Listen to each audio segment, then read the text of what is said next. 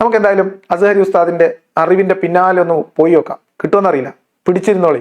ഇനി നടക്കപ്പോற വിപരീതങ്ങൾക്ക് നാം പൊറുപ്പില്ല. ചവിട്ടിക്കോ.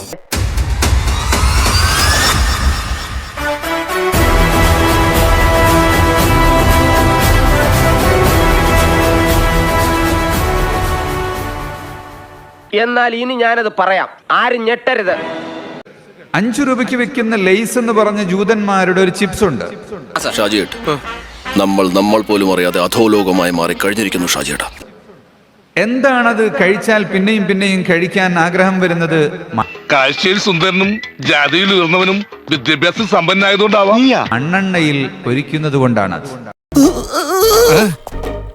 വെള്ളം ഇറങ്ങാതെ ചാകാൻ കിടന്ന സമയത്ത് പോലും എന്റെ അമ്മ എന്നോട് ഈ സത്യം പറഞ്ഞിരുന്നില്ല. ഒരു മണ്ണെണ്ണന്റെ വാസന അതിനുണ്ടാകും. സത്യം പറയണ്ടായിരുന്നു. പിന്നെ എന്തുകൊണ്ടാണ് ഈ ബലൂണ് പോലെ വീർത്തു നിൽക്കുന്നതിന്റെ കവറ്? അതെല്ലാം ഒരു തൊഴിൽ രഹസ്യമായി അച്ചാമി. ഞാൻ നേരത്തെ പറഞ്ഞ ചില വാതകങ്ങൾ ഈ പാക്കേജിന്റെ ഭാഗമായി അടിക്കുന്നതാണ്. ആശാന്റെ കംപ്ലീറ്റ് ബയോഡാറ്റ ഞങ്ങൾക്ക് കിട്ടിക്കഴിഞ്ഞു. കിട്ടിയല്ലേ?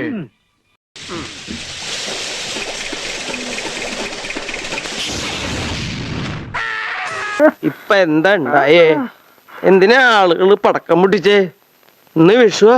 ഇതേതാ സ്ഥലം? ഞാൻ നേരിട്ട് കൊല്ലത്ത് ഫാക്ടറികളിൽ ചെന്ന് കണ്ടതുകൊണ്ടാ പറയുന്നത്.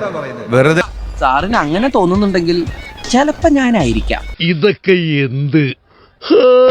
ഇത് ചെറുത്ത് മാലടണ്ട അല്ല, അത് കല്യാണത്തിന്. അപ്പൊ സംസ്കൃതത്തിൽ മാത്രമല്ല ഹരിതത്തിലും നിപുണനാണല്ലേ? രണ്ടാമത്തൊരു മാലിന്യമാണ് ഈ ലൈറ്റ് പൊല്യൂഷൻ. ലൈറ്റ് പൊല്യൂഷനാണ് ഒട്ടേറെ രോഗങ്ങൾക്ക് ഇന്ന് കാരണം.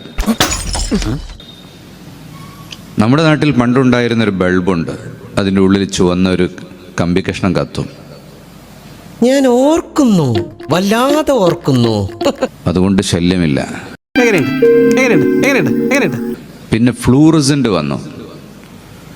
അതിനുശേഷം പിന്നെ ഒരു LED വന്നു. ഇതൊക്കെ എല്ലിടിക്കുന്ന സാധനമാണ്. എല്ലിടിച്ചു കൊല്ലും. അത് ഞാൻ മനസ്സാവാച കർണാടക അറിയാത്ത കാര്യമാണ്.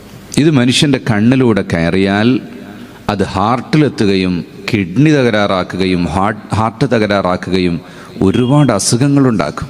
മാത്രമല്ല ഇത് നമ്മുടെ കരളിനും ആമാശയത്തിനും ഒക്കെ ദോഷം ചെയ്യും. അങ്ങനെ ഒന്നും ഞാനും ആലോചിക്കാതിരുന്നില്ല. അപ്പൊ എല്ലാം പറഞ്ഞ പോലെ